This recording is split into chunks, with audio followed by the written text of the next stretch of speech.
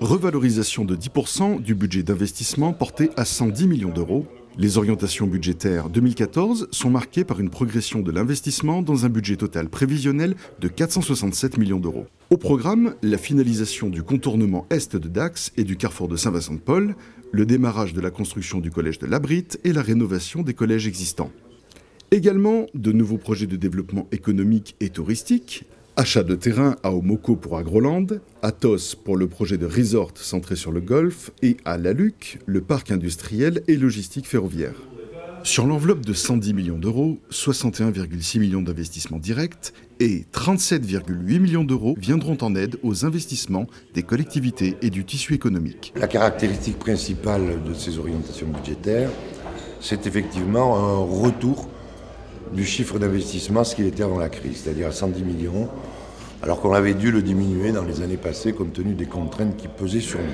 On le remonte ce chiffre à 110 millions, de façon à donner un signal, d'abord aux entreprises, du département, travaux, publics, construction, etc.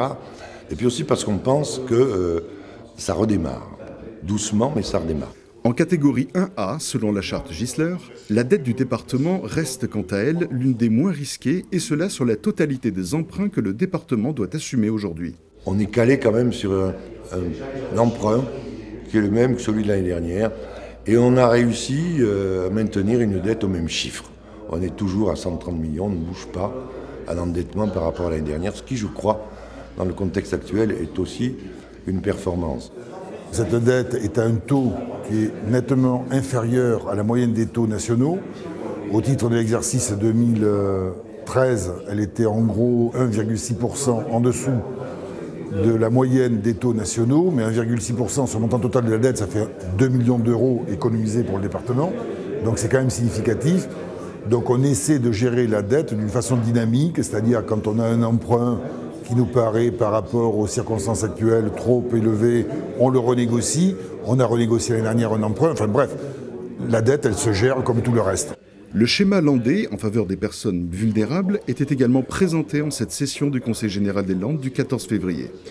Maintien du taux d'équipement, possibilité de labellisation qualitative des établissements et services, aide aux familles qui maintiennent leurs aînés à domicile, le schéma a été établi en lien avec les associations partenaires, comme le rappelle le président du Conseil général des Landes.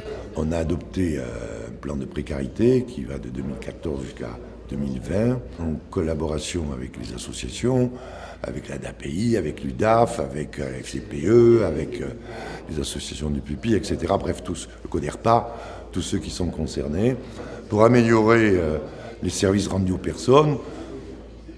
Le tout étant que nous sommes évidemment orientés vers le maintien à domicile, mais que nous avons aussi des besoins d'hébergement pour les personnes qui ont perdu leur autonomie.